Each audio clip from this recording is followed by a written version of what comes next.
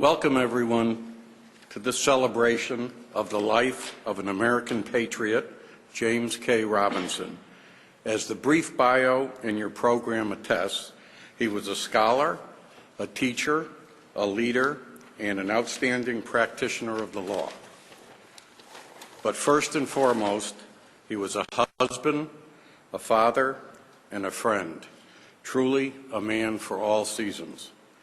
We are fortunate and pleased to have with us today his wife, Marty, from whom we will hear more later, his mother, Marge, his children, Stephen and Renee, his sister and brothers, Pam, Philip, and Richard, his grandchildren, Owen, Julia, and Hugo, a slew of in-laws and nieces and nephews, as well as his longtime loyal and devoted assistant and fellow Justice alum, Gwen Turner. After Jim's passing, the Attorney General advised us that he wanted to host a tribute to Jim at this department. This memorial today is a result of that decision. So before we go any further, we need to thank Kay Winsenberg of EOUSA and Joanne Mayo of the Criminal Division for all their hard work in putting this tribute together. About 5 weeks ago, many of the same faces present today, both on the stage and in the audience, gathered in this great hall to honor a justice icon upon the occasion of his retirement after 63 years of dedicated public service. John C. Keeney served as Jim Robinson's deputy and confidant in the Criminal Division. In fact, it was Jim's idea to have a Justice Satellite building named after Mr. Keeney, and his doggedness that brought the idea to fruition almost exactly 10 years ago today. Welcome home, Jack.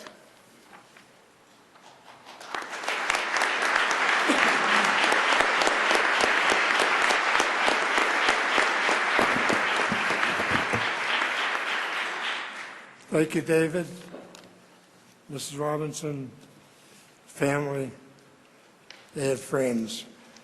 I was privileged to be deputy for Jim Robinson during his tenure at the Criminal Division. And also kept in touch with him periodically through the Diners Club group that used to meet. It was a group of about 12 of us, present and alumni of the Criminal Division, and Jim attended on occasionally. The position that Jim held is a very important one, and he treated it very seriously. To give you an idea, he had responsibility for the enforcement of all the federal criminal statutes throughout the United States. Now, to give you an idea of the import of the position, let me just describe what happened to a number of his predecessors as Assistant Attorney General and Criminal. 2 of them became Attorney General. 2 of them became governors of their states. 5 of them became federal judges. 4 of them became Deputy Assistant Attorneys General. 1 of them became Director of the FBI.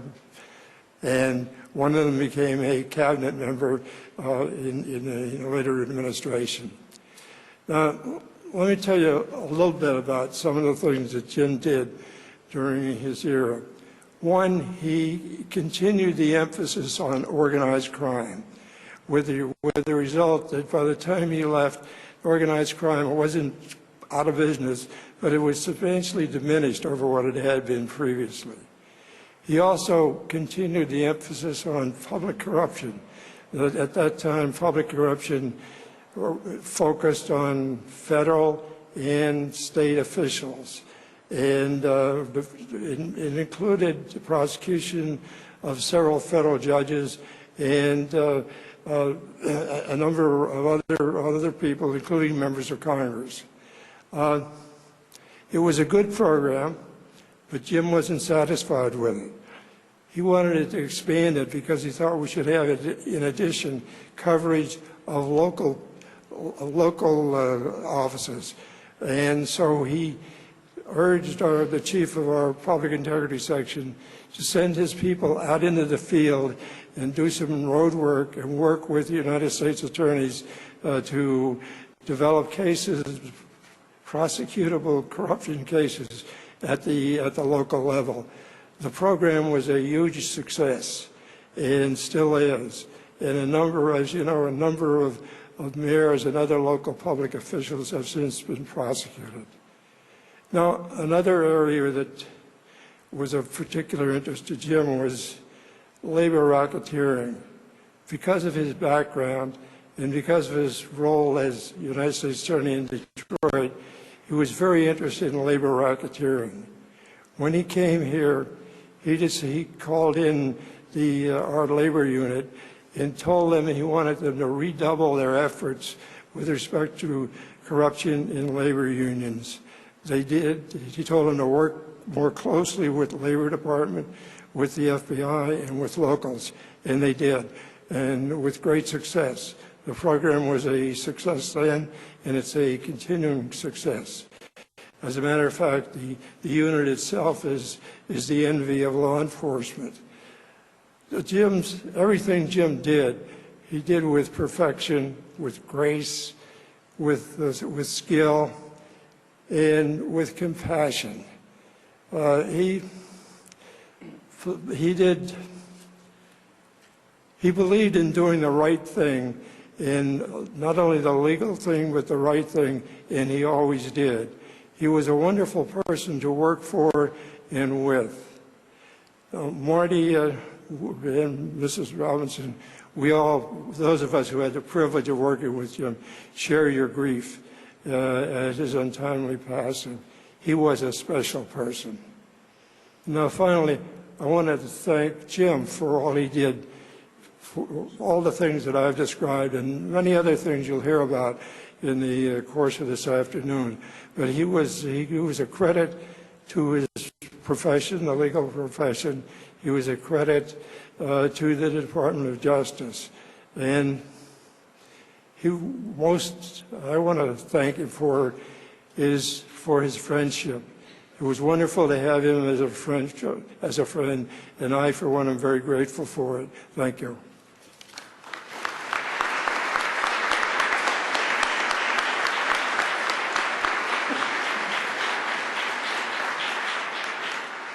Thank you, Jack.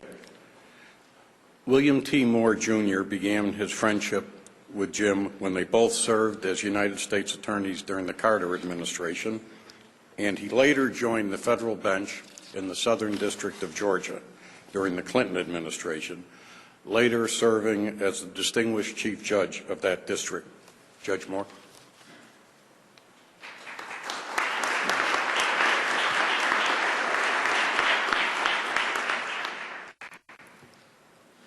Marty, Renee, Stephen, Mrs. Robinson, Attorney General Holder, Director Mueller, ladies and gentlemen, I'm honored to speak here in the great hall of the Department of Justice today about a small part of the life of my friend Jim Robinson. My history with Jim began in the spring of 1977. Jim and I had recently been appointed as two of the youngest United States attorneys in the country, and Jim was almost 5 years younger than me. We first met standing in the hall of this building outside of what was then the Executive Office of U.S. Attorneys, waiting to be interviewed. Our background checks had been completed, and we were waiting our interview by Bill Tyson and Michael Egan to see whether they would recommend us to Attorney General Bell to serve as United States attorneys. Jim was a Yankee boy from Michigan, and I was a Southern boy from Georgia. Not a likely pair to become lifelong friends. After our interviews, we went down to the coffee shop and continued to talk. And somehow I think both of us instantly knew that we had much in common and that we would become good friends. We were young and eager, and being the astute politicians that we were, we decided to go over to the Senate office building and pay our respect to us senators. Jim took me to see the senators from Michigan and introduced me. I took Jim with me to the offices of Senator Talmadge and Senator Nunn. And after our interviews and after our meetings with the senators, it was almost dinner time, and we decided that we would go have dinner together before flying back home the next morning. As luck would have it, soon thereafter, Attorney General Bell appointed Jim and I to serve on the Attorney General's Advisory Committee for United States Attorneys. And then for almost the next 4 years, Jim and I served on the Advisory Committee for Attorney General Bell and later for Attorney General Civiletti. And we would come here to Justice every 6 weeks to every 2 months for about 2 days of meetings in the Department of Justice with the Advisory Committee members. And we would stay at a little hotel over not too far from the Watergate called the Hotel Intrigue. We stayed at the Hotel Intrigue because our per diem was $44 a day. The hotel room was like $48, and it had a little kitchenette, and it had a bedroom with 2 twin beds, a pull-out sofa in the living room, and then we'd get them to bring in a roll-away cot, and 4 of us would stay together and share expenses so that we'd have enough money to eat on in the afternoon. And Bob Del Tufo from New Jersey and Mike Cody from Tennessee were a part of our foursome, together with others from time to time. In those days, we'd get up early in the morning, we'd take a 5-mile jog down around the Potomac, hurry back, take a quick shower, catch the metro over to Justice, meet all day long, and then go to dinner together at night. And those were the days, and we spent many happy hours together. And Jim and I established a bond that lasted for over 30 years. When our service as U.S. attorneys was over, each of us went about rebuilding our law practice, me in Savannah and Jim in Detroit. As you know, Jim later became Dean of Wayne State University School of Law, then Assistant Attorney General of the Department of Justice Criminal Division, and he eventually landed at the Cadwalder firm here in D.C., and I know that Jim was very happy there because he told me on several occasions that he was. Through all of our career changes, and despite living hundreds of miles apart, Jim and I remained close friends. We would arrange to attend legal seminars together through the years. Besides visiting in Savannah and Washington, we met in New York, Chicago, Miami, Atlanta, Hilton Head, Philadelphia, San Diego, and other locales. Jim and Marty have visited with my wife Jane and me in Savannah, and we have visited them on many occasions here in D.C. Jim and I also talked regularly on the telephone. In fact, we talked so often that when I would call Jim's office and whatever job he was then holding, I'd ask to, and this was before you had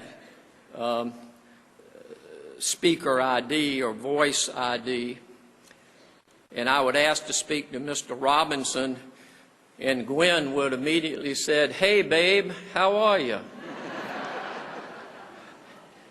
I can't understand how she would know who was calling. Jim Robinson was my best lawyer friend. and each year I admired him more and more.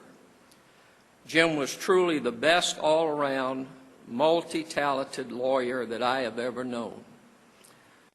Jim was a great trial lawyer, administrator, prosecutor, legal writer, evidence expert, and the list goes on and on. I've also never known a more ethical lawyer than Jim. He had a true moral compass that transcended everything he did. I never heard another lawyer or judge have a negative comment about Jim. He deserved and enjoyed the respect of everyone with whom he came in contact. Just a few months before Jim died, Jim successfully defending a client in a major white-collar crime case in the United States District Court in the District of South Carolina, in Charleston, South Carolina. I know well the district judge who presided over that case, and when the case was over, I asked him what he thought of how Jim had represented his client in the case. The judge said to me exactly this: "Willie, Jim is the only lawyer I know who is worth $1,000 an hour." Just a few weeks before he died, I was talking on the phone with Jim out in Utah, and I told him what the judge had said to me. And I know that this story pleased Jim. I could tell that it pleased him, even though he was never one to brag about himself. Jim was truly the embodiment of what a lawyer should be. My friend Jim Robinson was a true Renaissance man. He was a great lawyer, Justice Department leader, writer, law school dean, yachtsman, skier, and a motorcycle jockey, while at the same time being a devoted husband, father, grandfather, and son. How he would find the time and energy to be so accomplished at so many things was amazing to me. It was heartbreaking to me during our last dinner together here in Washington shortly before he died, to see how his illness had stripped so much of the strength from my friend, who was always like the Energizer Bunny. One of the most amazing things about Jim was his optimism through all of his health problems. He was determined that nothing was going to defeat him. As close friends, we talked often about his illness and his various treatments, and I never, ever, not once, heard him complain. I marveled at his spirit. Jim and I shared a philosophy about government and law and family and life in general, and I will forever miss our discussions about the world in general and our good times together. Jim would always tell me about the accomplishment of his children, Renee and Stephen, and I know he was very, very proud of them and of his grandchildren. Marty was the true love of Jim's life, and as you could tell, if you were around them, they adored each other. And Jim was so proud of Marty's personal and professional achievements that he always took more time telling me about Marty's accomplishments and never boasting about his own. I don't know that I ever heard Jim boast about any of his own accomplishments. He was also a very funny man. He had a great sense of humor. He was so smart, yet he possessed such good common sense. Many people that are as smart as Jim Robinson were aren't blessed with a lot of common sense. And Jim was not one of those people. In case you've not guessed it by now, I respected and admired Jim Robinson, the man. He sincerely cared about good government, about fair administration of justice to both the rich and the poor alike. He was a beacon of integrity in the legal world, and he was a loyal friend to us all. Jane and I are so moved that the family has asked me to share with you today some of my personal thoughts and memories about Jim. When I graduated from the University of Georgia School of Law 46 years ago, if the good Lord had appeared to me at that time and said, "Young man, I will grant you one wish and make you any kind of lawyer that you wish to be," had I known him then, I would not have hesitated to say, "Make me a lawyer like Jim Robinson." Thank you.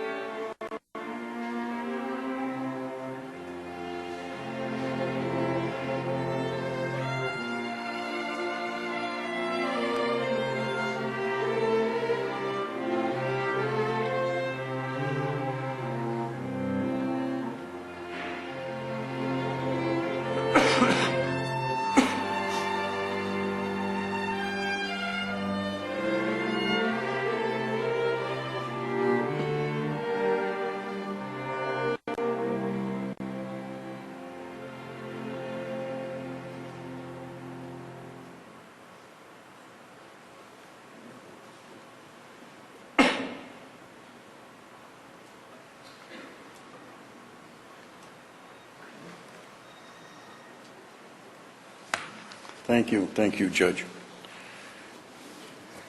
James B. Comey, Assistant United States Attorney, Deputy Attorney General, and now, by his own admission, an entrepreneur, a talented prosecutor, a role model for a generation of public servants, and an inspirational leader, a valued friend who was always justly proud and self-confident, without a trace of arrogance or smugness, a rare bird indeed in this city. My eyes still glisten each time I hear his presentation to our new prosecutors about the special role and special obligation of being a Department of Justice attorney. He began his friendship with Jim when Jim was AAG and Comey was an Assistant United States Attorney in the Eastern District of Virginia. and the relationship blossomed over the years. James.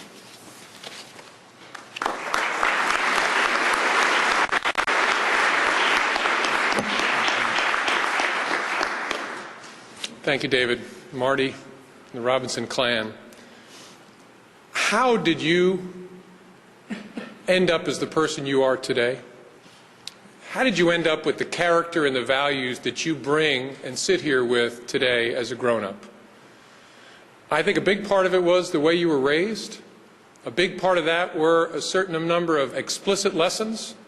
Right? I don't know whether you had a dad like mine. My dad was a bullet point man. He would tell you there are 3 things you need to know about this, there are 5 things you need to know about that, there are 10 things that I'm going to write down and send to you when you're in college, and I can't remember any of them. A huge part of who you are, who I am today, is formed by those explicit lessons, people telling us about character, telling us about values, telling us about judgment. But by far the larger share of how you ended up where you are today and how I ended up as I am today was watching. Watching my parents, my siblings, my teachers, my coaches, my friends, looking around me and watching what they did and being shaped by it. One of the terrifying things about being a parent is realizing that my children are being shaped a little bit by what I say, but most of all by what I do, and there's no turning them off. There's no off switch while I yell bad things to the television during a Giants game. There's no time out. They're being shaped the entire time. And by being shaped that way, a character is born. The character that all of you end up bringing here today. Character on a larger scale, I think of as culture, right? How do institutions get shaped? How do communities get shaped? A certain amount by speeches, by those explicit talks, by those bullet points, but overwhelmingly by watching. Somebody defined culture in a way that's stuck in my head as the way things are really done around here. Or maybe the way things are really done around here no matter what they tell you in training. Okay? There are a whole lot of reasons why it's a bit of a nightmare to be one of my children, but one of them is I like to talk about culture. We were taking a drive from Richmond, Virginia, where I lived for 9 years, to New York to visit relatives. And I said, everybody take off your headphones. I thought of a way to illustrate culture. Great, Dad. I said to these kids, do you realize that the driving laws are the same in Richmond, Virginia, and in the New York metropolitan area? Right? Similar tests, similar requirements, you got to know what the signs mean, the rules mean, they are the same rules. The teaching is the same. But to drive in those 2 places, you would never know that. New York, I said to the kids, New York, I reminded them, is the place where I had to teach your mother, wonderful woman from Iowa, not to use her signal to change lanes on the highway. Okay? Why? Because it's a sign of weakness. I taught her, if you put your signal on, they know you want that. Don't signal, don't even turn your head because they'll sense that. Use your eyes, look in the side mirror and make your move. Same training, same tests, totally different cultures. Culture is the way things are really done around here, no matter what they tell you in training. How did it get that way? By watching. By watching older brothers and sisters drive, by watching parents drive, by watching other drivers drive, by receiving signals from the other drivers about the way you were driving. And a culture is shaped. People who care about institutions like this know that and obsess over it. There are 2 ways to give a talk about Brady. Right? And if you read a transcript of those 2 talks, you couldn't tell the difference. But in one, a culture is shaped to understand that this is some requirement we got to tell you about. We're not going to let some weasel defense lawyer tank our case over some technicality. In the other talk, same transcript, a message is communicated with shoulders and facial expression that this is something we really care about and a bedrock of this system. And the listeners are shaped by it. Now, why am I telling you this, standing here talking about my great friend Jim Robinson? Because Jim Robinson was one of the watched. And because he was, we are blessed. Because he was, this institution is what we hope it can be. To the extent we are honest in this institution, decent, caring, demanding, funny, humble, we are that way, sure, because people told us to be, but more than that, we are that way because we watched people like Jim Robinson, and we were shaped by it. It's really important to tell young prosecutors to be good people. It's far more important to have somebody who is a good person that they can watch.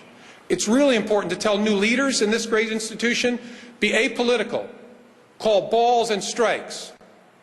It's far more important for them to watch someone who lives that and breathes that every day. Of course, Jim Robinson said all the right things, but his gift to this institution was that he lived right, he carried right, he was right. And everyone who ever laid eyes on the man read it in his face, in his actions, in the way he carried his body. The kids watched Jim Robinson, and they were shaped by him. That is a legacy that is very hard to measure. It's a hard one to gather metrics on, but I think it is both the most priceless and the most lasting. So thank you, Jim Robinson, for letting us watch and for letting us copy you. May we never forget what you were and never stop trying to be you. Thank you very much.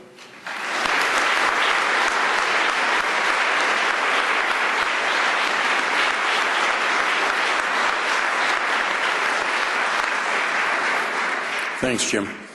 I had never met our next speaker before he assumed his position as the Assistant Attorney General for the Criminal Division, but I have watched with amazement as he hit the ground running and has never stopped running, not for a moment, even to catch his breath, in what I consider to be, and I might add that Jim would and did agree with this assessment, the most difficult job in the Department of Justice, the most challenging job in the Department of Justice, being the Assistant Attorney General for the Criminal Division. That was especially true during the time when I was in the Criminal Division, as Director Mueller has said on a number of occasions. I am confident that this shared experience of being the AAG for criminal brought Jim and Lanny Breuer even closer together. Lanny?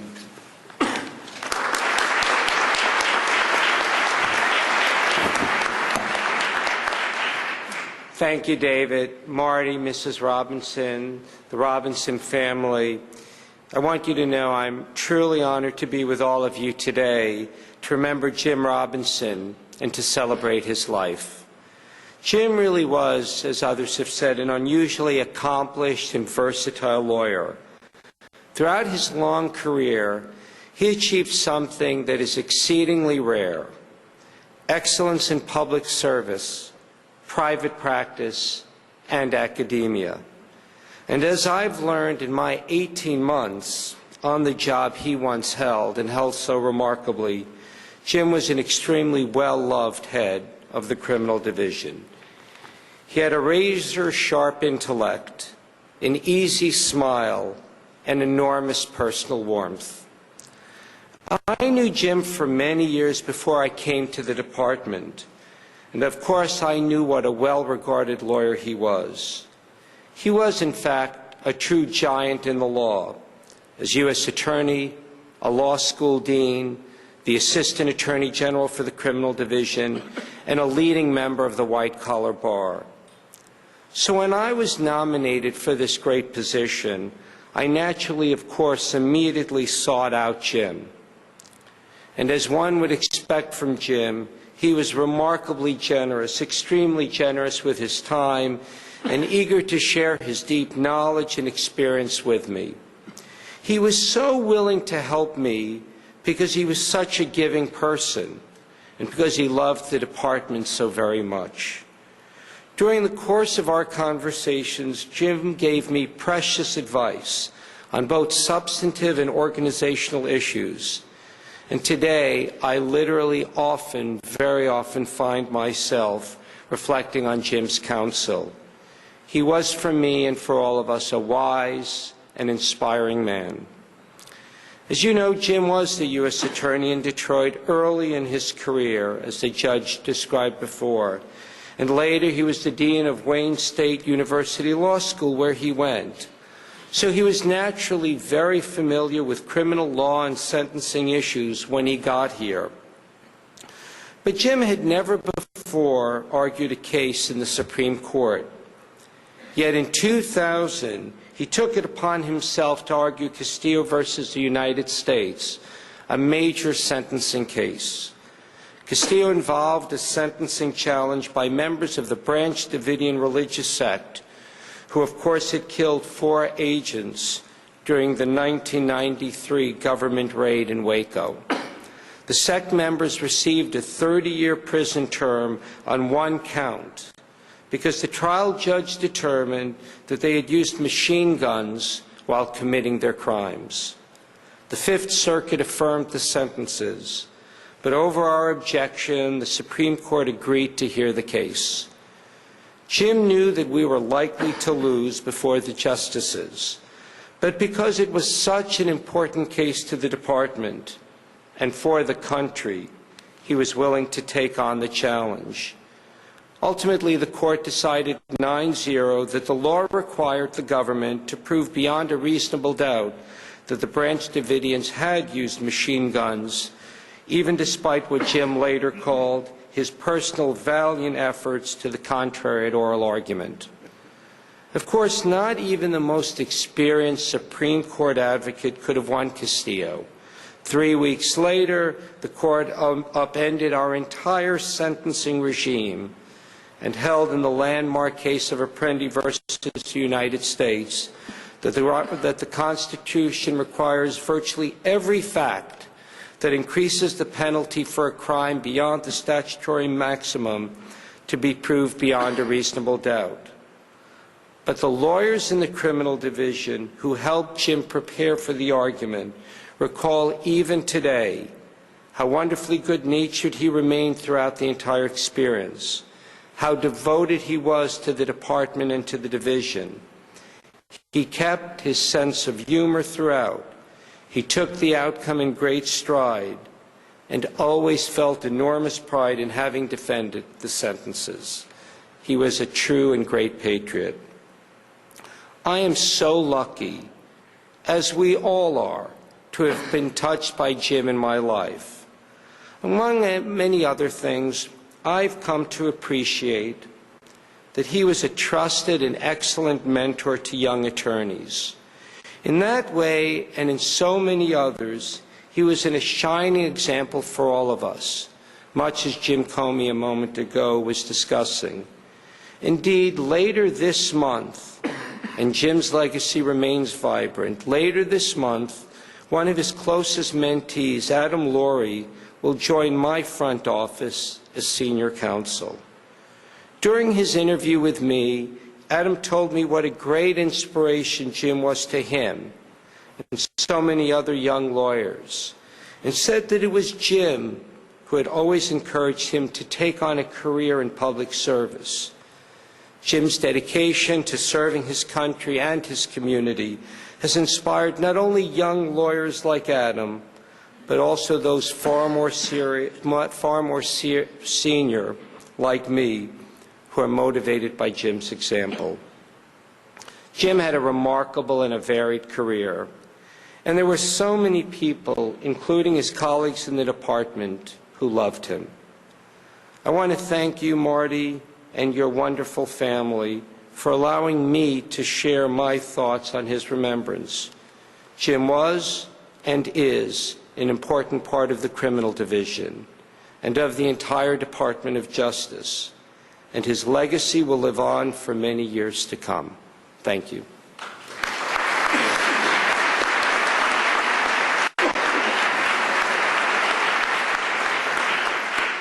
Thank you, Lanny. One of the greatest pleasures to be enjoyed from spending 45-plus years in this great department is derived from watching a rare, yet obviously a talented, young honor grad join the department and proceed step by step to move along to eventually rise to the top of his profession in both the public and private sectors. Our final speaker fits that bill.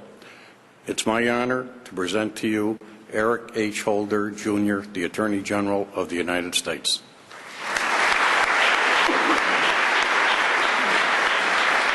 Thank you.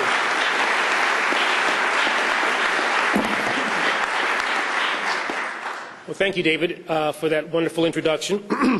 I want to talk first, before I talk about Jim, about what is the most difficult job in the Justice Department. Yeah.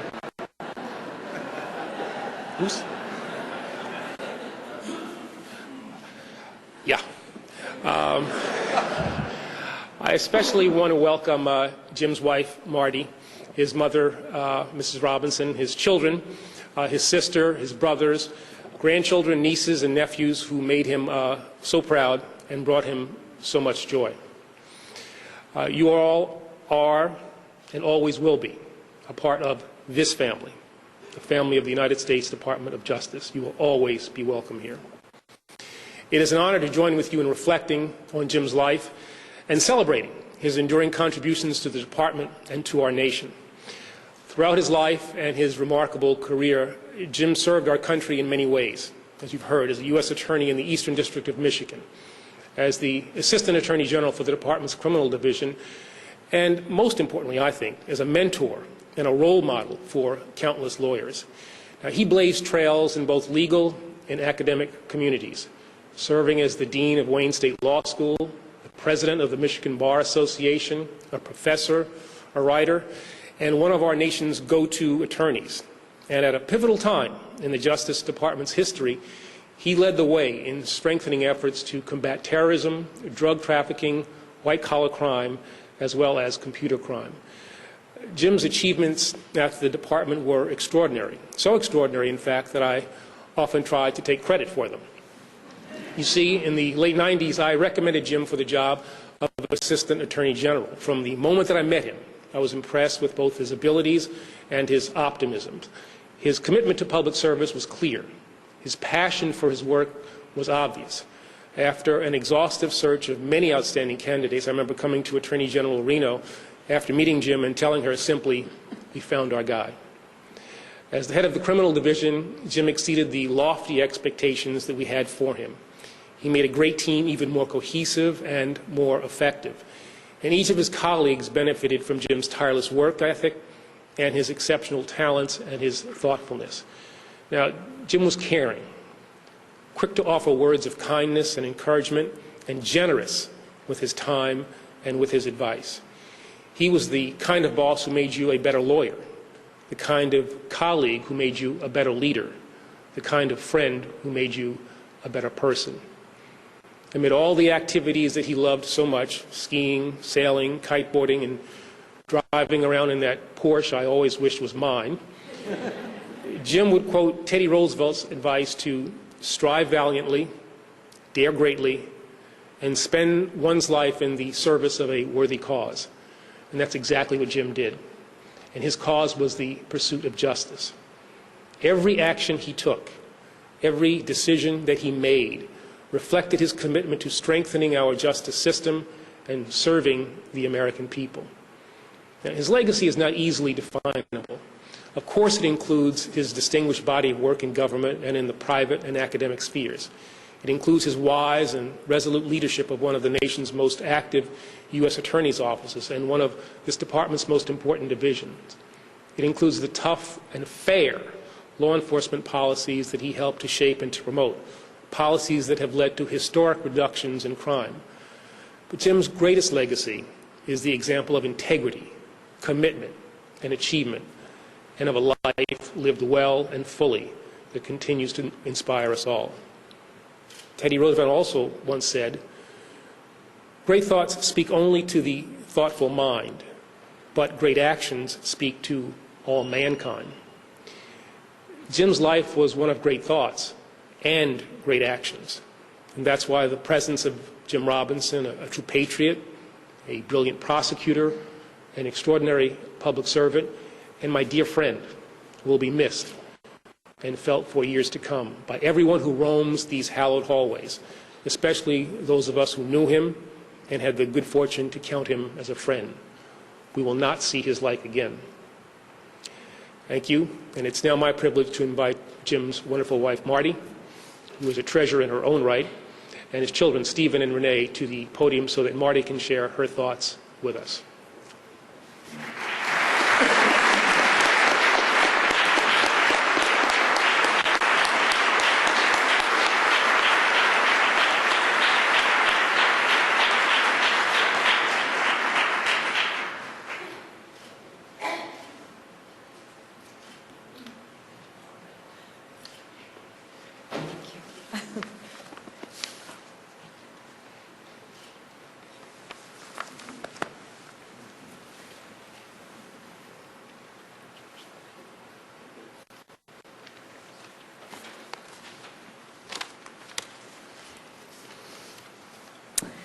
Jim cared very deeply about the Department of Justice, its integrity, its reputation for impartial, nonpartisan enforcement of the law, its excellence. Jim had some great jobs in his life, but I guarantee you his two favorites were being U.S. Attorney and being AAG of the Criminal Division. A couple days before he died, Jim wondered out loud whether they might do something for him at the Justice Department, and he answered his own question with, "Nah, I've been gone too long." Jim wasn't easily surprised by people, but I can absolutely assure you that this would have blown him out. Jim's mother, Marge, our son, Stephen, and our daughter, Renee, and I, and all of our family just want so much to thank the Attorney General, Lanny, Jim, David, Willie, Jack, and all of the Department of Justice for the wonderful job you've done today in celebrating this incredible life. One of Jim's favorite quotations was from the noted American mythologist Joseph Campbell. "Follow your bliss and the universe will open doors where there were only walls." But that quotation wasn't just one of Jim's favorite quotes. It was the central creed by which he lived his life.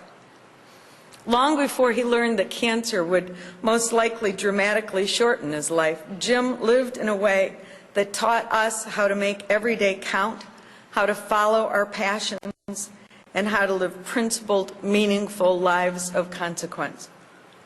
The word that is most frequently associated with Jim Robinson is integrity, and it is certainly true that he had uncompromising moral and ethical standards.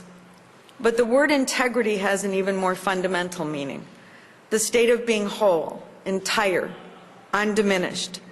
This was always true about Jim, but it became even clearer after he was told about his cancer. When Jim learned he was sick, he didn't change his course. He didn't make dramatic changes to his life. He didn't have to. He was already doing exactly what he wanted to be doing. He was following his bliss. The only real change he made had nothing to do with direction or destination. It had to do with velocity. He sped up, he went faster. This was a guy who loved his life, didn't want it to end, and was determined to cover as much time as possible in the time he had left in this life. He didn't think of himself as courageous. He just knew what his bliss was, and he was determined to follow it for as long as he possibly could. The day before he died, I sat in his office in our house in the mountains of Utah while he lay on the sofa just outside. And I read many of the emails that people sent from around the world after learning how sick he was. Many of them came from people in this room. And after each email, he would mutter words of appreciation, how sweet, incredible, unbelievable. When I sensed he was getting tired, I went and sat by him. We were sitting quietly, and he looked at me with the most magnificent smile, and he said, "I had a hell of a run." And he did. Jim was the keystone in our arch, but he achieved that position not because of his physical presence, but because of his unparalleled integrity, his immense and wicked sense of humor, and the wisdom and love he gave us. His physical departure did nothing to weaken the strength and structure of our arch. We are committed to living lives that Jim would have celebrated. Thank you all so much. David?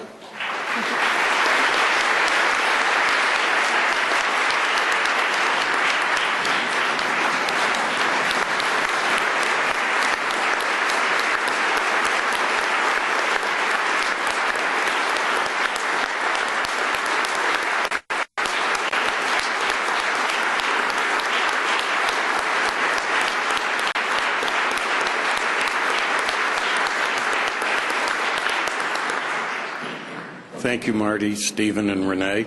I shared this story with Marty earlier today at lunch. A couple of years ago, Jim was telling a bunch of us about a vacation he had taken Marty on to some foreign country where they stayed at a joint called the Ice House, and he was saying how, everything was made out of ice. And I said to him, Jim, the practice of law must be really low for you these days. You couldn't afford to take your wife to a centrally heated hotel. And I remember he just sputtered at that. He just couldn't cope with that. Shortly before Jim passed away, Paul Coffey and I took him to one of his favorite restaurants for lunch at the Ocean Air. And our purpose was to tell war stories and bask in the glory of our youth.